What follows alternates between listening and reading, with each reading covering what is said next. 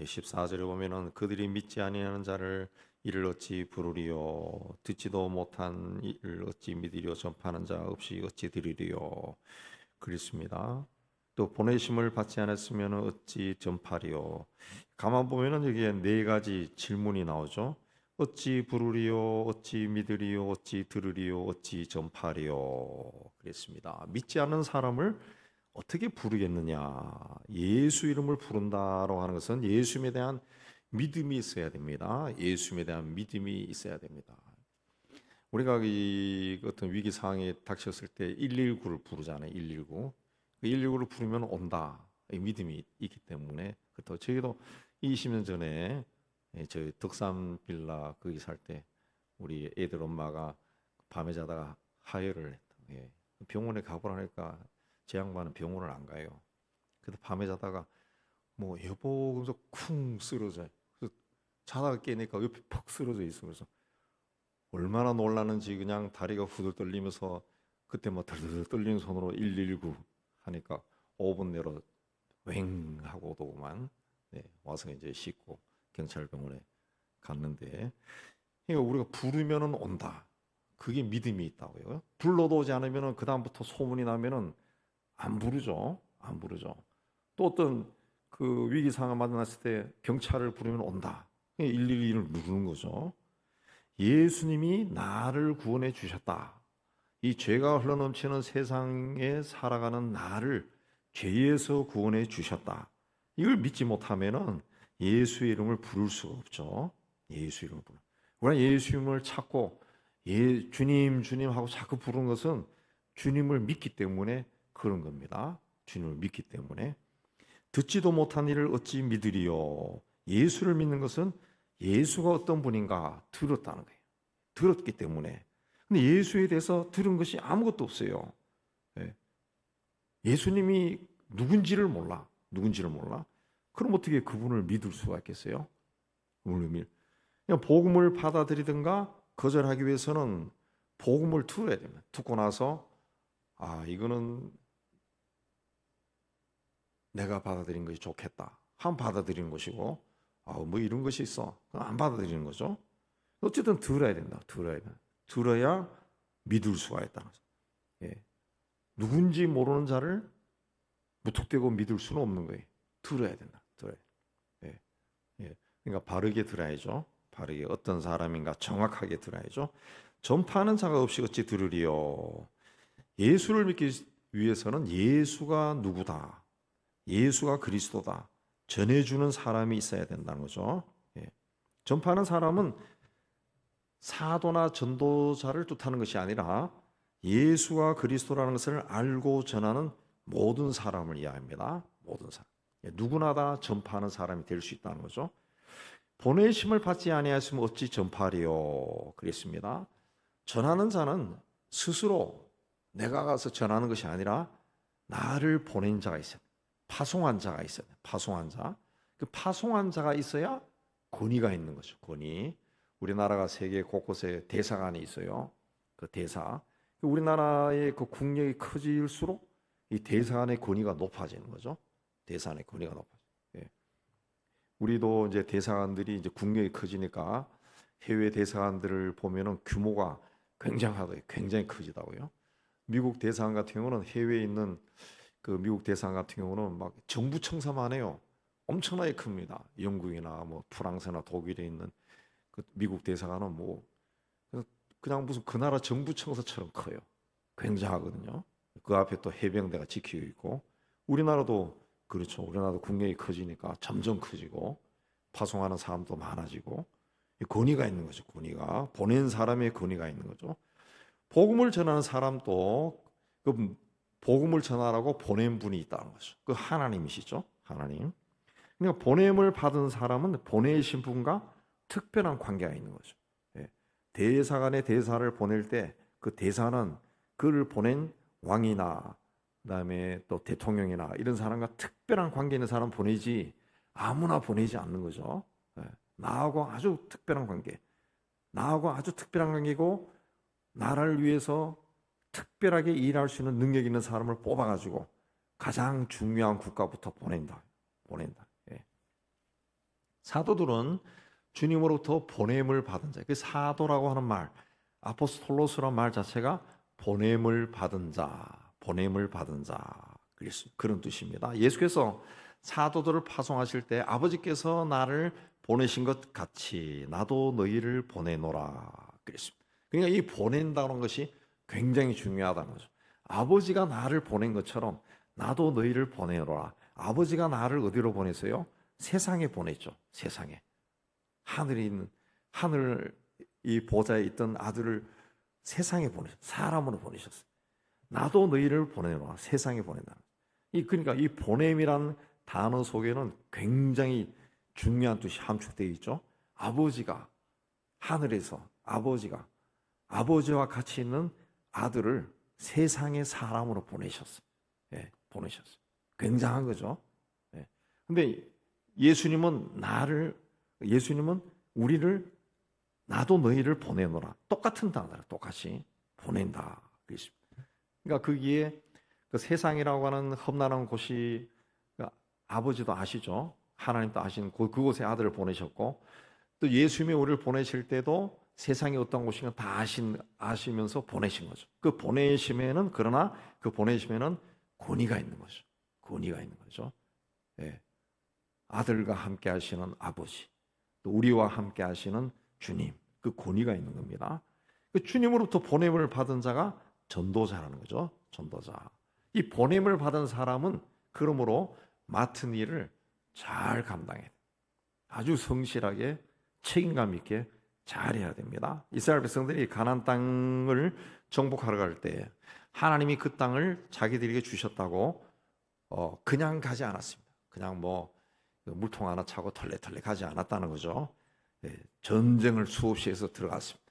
또 그 땅에 가까웠을 때 정탐꾼을 보내서 그 땅이 어떠한가 샅샅이 조사했습니다. 40일 동안 샅샅이 치밀하게 조사하고 치밀하게 계획을 세워서 한 단계 한 단계 움직였다. 그냥 하나님의 일을 하는 사람들은 그냥 하나님의 일이니까 그냥 시간이 요때는 그 일을 해야 되는 시간이니까 해서 그냥 억지로 일하는 해서는 안 된다는 거죠. 예. 그 늘 하는 일을 할지라도 준비해서 자신의 어떤 성급함이나 조급함 때문에 하나님의 일을 그르쳐서는 안 되는 거예요. 예. 내가 좀 부족하게 준비했기 때문에 일을 그르쳐도 안 된다는 거죠. 이게 하나님의 일이다. 그랬을 때는 더 철저하게 소중하게 그 일을 잘 감당해야 돼. 세상에서도 그렇지 않습니까? 우리가 어떤 특별한 관계를 잇는 사람, 나에게 어떤 굉장히 큰 영향을 끼친 사람이 나에게 어떤 일을 맡겼을 때 그 일을 밤을 새워서 그냥 아름답게 멋지게 끝내려고 막 애를 씁니다. 예. 그렇게 딱 했을 때 정말 잘하셨네요. 기대 이상이네요. 예. 그 마음도 뿌듯하고 그분이 다시 또 다른 일을 맡기겠죠. 더 큰 일을 맡기고 그렇게 되는 거죠. 예. 작은 일에 충성한 자에게는 더 큰 일을 맡긴다. 그렇습니다. 그러므로 우리가 하나님의 일이다라고 생각했을 때는 굉장히 중요하게 세상에서도 말씀드린 것처럼 그런 일을 우리가 그렇게 하는데 하나님이 나에게 맡겼는데 그렇게 대충 해서는 안 되죠. 성실하게 해야 돼요. 성실하게. 보내지 않았는데 누가 갈 수 있고 전하지도 않았는데 누가 들을 수 있고 듣지도 못했는데 누가 믿을 수 있고 믿지 못하는데 어떻게 예수 이름을 부르겠느냐. 그래서 15절에 아름답다 좋은 소식을 전한 자들의 발이요 그랬습니다. 예, 아름답다는 거죠. 그런 일을 행하는 사람들의 그런 일을 하기 위해서 가는 사람들의 발걸음이 정말 너무 아름답다 칭찬한 겁니다. 복음은 예수께서 십자가에서 죄와 사망의 권세를 무찌르고 승리하셨다는 소식입니다. 인간은 살아가면서 죄와 사망, 죽음의 권세에 좌우될 수밖에 없습니다. 죄로 인해서 세상에서 모든 고통이 오죠. 우리 창세기 보면은 죄를 지었을 때 남자에게는 땀을 흘리며 일해야 되고 여자는 해산할 때 고통이 있다. 그 두 가지의 모든 인간 세상의 고통과 괴로움이 함축되어 있는 거 아니에요. 함축되어 있는. 다 나온 걸 수 있어요. 거기서 우리가 살아가면서 겪는 걸 다 뽑아낼 수 있죠. 뽑아내서 그 죄와 사망의 권세를 예수께서 십자가에서 당신이 제물이 되어서 다 해결하셨다. 예. 이게 복음이죠. 복음. 기쁜 소식. 굉장한 소식이죠. 근데 복음을 전하는 사람은 죄와 사탄의 죽음의 포로가 되어 있는 사람들에게 자유와 생명을 전하는 겁니다. 자유와 생명을 전하는. 그래서 그 길이, 그 발걸음이 아름답다 그랬습니다. 13절에는 누구든지 주의 이름을 부른 자는 구원을 얻으리라. 그런데 구원은 혼자서 돌을 닦거나 묵상함으로써 얻는 것이 아닙니다. 다른 종교처럼 혼자서 깊은 산속에 들어가서 혹은 골방에 앉아가지고 뭐 자꾸 생각하고 해서 닦는 것이 아니라 구원을 얻기 위해서는 주의 이름을 불러야 돼요. 주의 이름, 예수의 이름을 불러야 돼요. 주님, 주님 불러야 된다는 거죠. 주의 이름을 부르기 위해서는 누군가로부터 복음을 들어야 돼요. 왜 내가 이 주의 이름을 부르냐? 그걸 알고서 불러야 된다는 거죠. 왜 나는 주님, 주님 하느냐?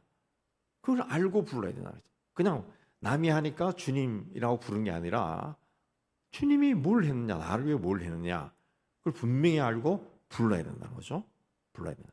그래서 복음은 복음을 전하는 자가 없이는 전파되지 않는다.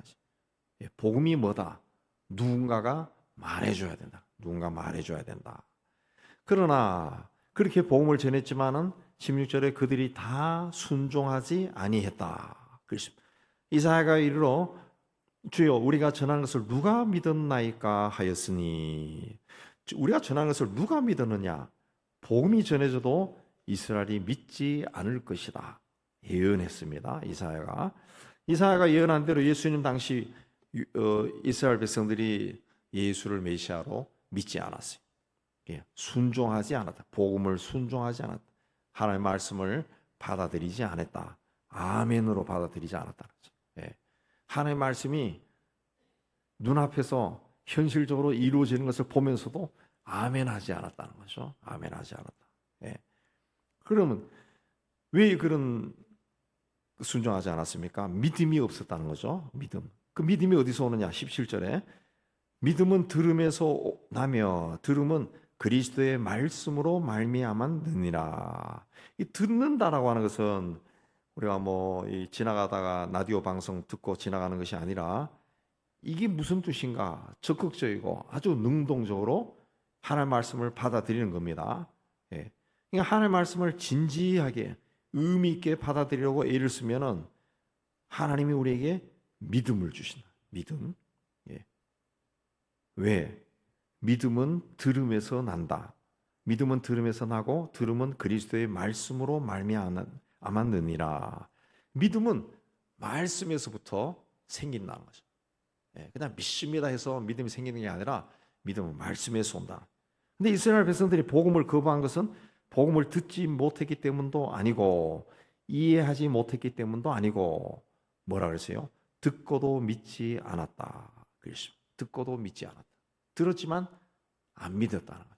그래서 18절에 그러나 내가 말하노니 저희가 듣지 아니하였느냐? 그렇지 아니하니 들었다는 거죠. 그 소리가 온 땅에 퍼졌고 그 말씀이 땅끝까지 이르렀도다. 온 세상에 말씀이 퍼졌다는 거죠. 전해졌다. 그러나 말씀을 들은 사람들이 그 말씀을 받아들이지 않았다. 듣지 않으려고 하는 사람도 있었고 듣고도 믿지 않는 사람들도 있었고 듣고도 행하지 않는 사람들이 있었다는 거죠.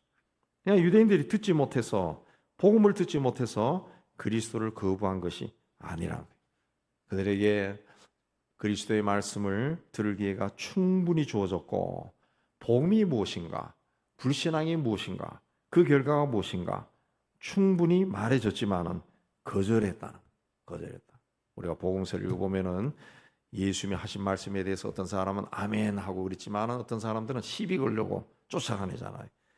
그 마음이 완악해서 아예 믿으려고 하는 마음이 없었다는 거죠. 없었다. 그 믿음은 하나님의 말씀을 통해 생기는 겁니다. 그 말씀이 믿음의 씨앗이. 씨를 잘 뿌리고 씨가 잘 자라도록 해야 싹이 나와 자랍니다. 믿음의 길을 걷는 사람은 하나님의 말씀을 잘 받고 마음밭에서 잘 성장하도록 살펴야 됩니다. 씨가 잘 자라도록 하기 위해서는 공기나 햇볕이나 바람이나 물도 중요하지만은 가장 중요한 것은 씨앗 자체입니다. 씨앗 자체. 그러니까 이 믿음이 자라도록 하기 위해서는 이 교회 출석이나 예배나 헌금이나 봉사와 기도나 이런 것들이 중요하지만은 보다 중요한 것은 말씀이 뿌려져야 된다는 거죠. 말씀이 뿌려져야 된다. 그렇습니다. 씨가 뿌려져야 된다. 씨가 뿌려지지 않은 상태에서 아무리 봉사를 많이 하고 기도를 열심히 한다 해도 이게 성장하지 않는다는 거죠. 성장하지 않는다. 그렇습니다. 성장하지 않아. 예. 말씀을 일단 많이 들어야 된다.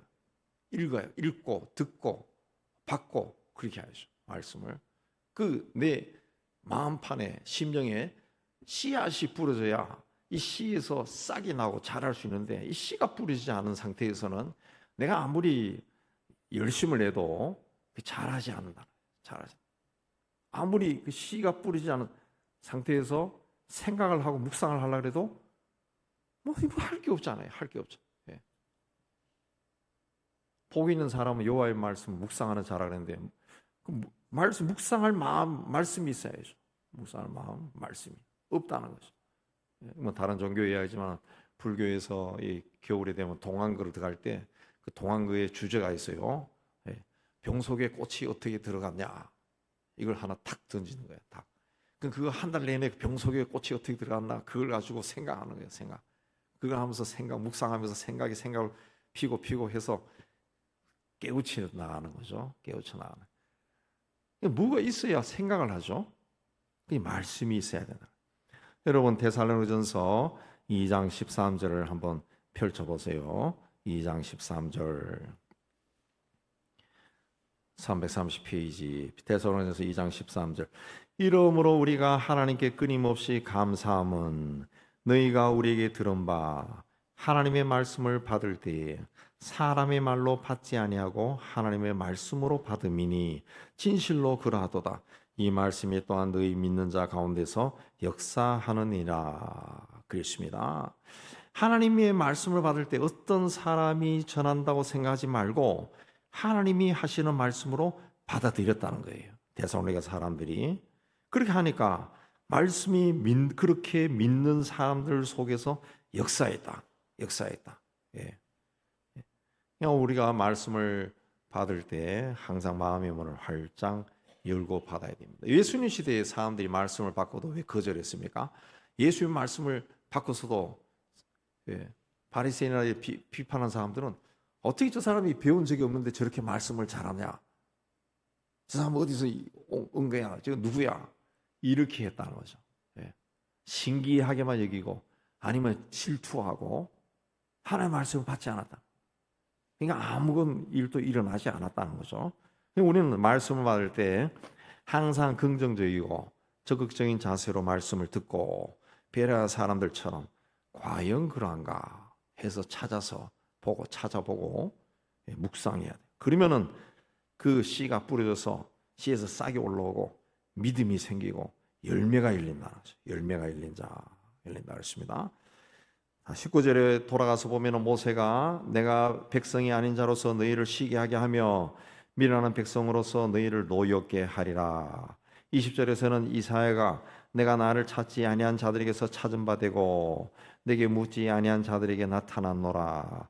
그러니까 백성이 아닌 자가 하나님의 백성이 되고 하나님을 찾지 않았던 사람들이 하나님을 찾고 하나님도 그들에게 나타나겠다 그랬습니다. 하나님의 백성들이 하나님의 말씀을 받아들이지 않고 거절하고 대적하고 그렇게 하니까 하나님께서 이미 오래전에 모세 시대가 얼마나 오래전입니까? 모세로 하여금 이사야로 하여금 예언이 있었다는 거죠. 백성이 아닌 자로서 너희를 쉬게 하게 하고 미련한 백성으로 너희를 노엽게 하려. 그 백성이 아닌 사람들이 백성이 되고 미련한 사람이라고 사람 취급 안 했던 사람들이 이 하나님에 의해서 지혜롭게 되고 그 시기 질투가 일어나면 노하게 된다. 그렇습니다. 또 하나님을 찾지 않던 사람들이 하나님을 찾고 내게 묻지 아니한 하나님께 기도하지 않던 자들에게도 하나님이 나타나신다. 그렇습니다. 하나님 나타나신다. 왜 이렇게 하시느냐? 하나님은 그래도 이스라엘이 하나님이 택한 자가 하나님 말씀을 듣지 않고 거역하고 배반한다 할지라도 그들에 대한 사랑이 있다는 거죠. 히브리서에도 나오지만 하나님은 한 번 택한 자는 절대로 버리지 않습니다. 절대로. 우리는 하나님에 의해서 택함을 받은 자예요. 어떻게 택함 받았습니까? 독생자 예수를 십자가에 못 박아서 제물로 바쳐서 택함을 받은 자. 그렇기 때문에 하나님은 이렇게 택한 자를 절대로 버리지 않는다. 예. 하나님은 인간이 어떤 존재인지 다 아십니다. 인간이 하나님을 배반도 하고 아주 이기적이고 죄와도 타협자라고 다 알아요. 다 압니다. 그럼에도 불구하고 우리를 택하셨기 때문에 예수를 통해 택하셨기 때문에 우리를 절대로 외면하거나 버리지 않는다. 마찬가지로 이스라엘 백성도 하나님이 그렇게 택하셨기 때문에 그래도 그들에게 진노하고 심판하기보다 돌아오기를 원하셨다는 거죠. 네, 그래서 하나님의 백성이 아닌 자들을 돌아오게 하고 그들을 하나님의 백성으로 삼고 그들을 잘되게 해서 이스라엘 백성들에게 시기가 나게 한다. 시기가 나. 때로는 주변의 다른 민족을 통해서 징계도 했다는 거죠. 그렇게 해서라도 그들이 깨닫고 회개하고 돌아오기를 원하셨다는 거죠. 그래서 21절에 이스라엘에 대하여 이르되 순종하지 아니하고 거슬러 말하는 백성에게 이스라엘 백성들이 순종하지 않고 거슬러 하나님께 거역했죠. 예. 내가 종일 내 손을 벌려놓으라. 하나님의 백성들이 순종하지 아니하고 하나님께 대적하고 막 그렇게 해도 하나님은 그들을 버리지 않고 종일 손을 벌려놓으라. 종일 팔을 벌리고 있었다는 거. 왜? 돌아오기를 기다렸다. 돌아오기를. 우리가 그 누가복음 15장에 둘째 아들이 아버지 재산을 나눠가지고 허랑방탕하게 살다가 돌아올 때 아버지 집에 가서 종으로 살았으면 그렇게라도 살았으면 살겠다 하고 돌아올 때 아버지는 그냥 맨발로 뛰어나가서 하죠. 종일 팔을 벌리고 기다린 거예요. 종일 팔을. 그런 패역한 자식이라 할지라도 돌아오기를 기다렸다는. 하루 종일 팔을 벌리고 기다렸다. 하나님은 이런 분이라는 것이 이런 분이다. 그래서 이 하나님이 우리를 외면하시는가? 우리의 기도에 귀를 기울이지 않는가? 우리를 버리시는가? 그렇지 않습니다. 그렇지 않습니다. 예. 근데 자꾸 왜 우리가 의심이 드느냐?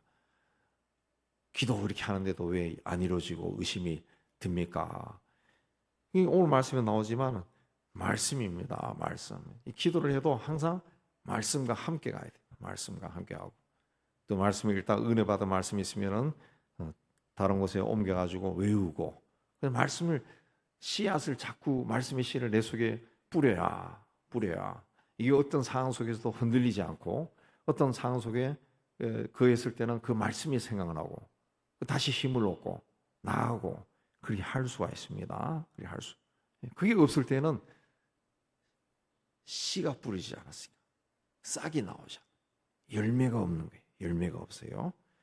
우리가 하나님께 돌아오면은 그리고 하나님을 찾으면은 하나님은 기쁨으로 우리를 품어 주시고 인도하시는 분이라는 것을 다시 한번 믿음으로 확인하고 내가 종일 내 손을 벌려놓으라 하신 말씀을 마음에 담고 하나님이 종일 손을 벌리고 계신 하나님의 품에 들어가서 하나님과 동행하는 은혜를 누리는 여러분들이 다 되시기를 주의 이름으로 축복합니다.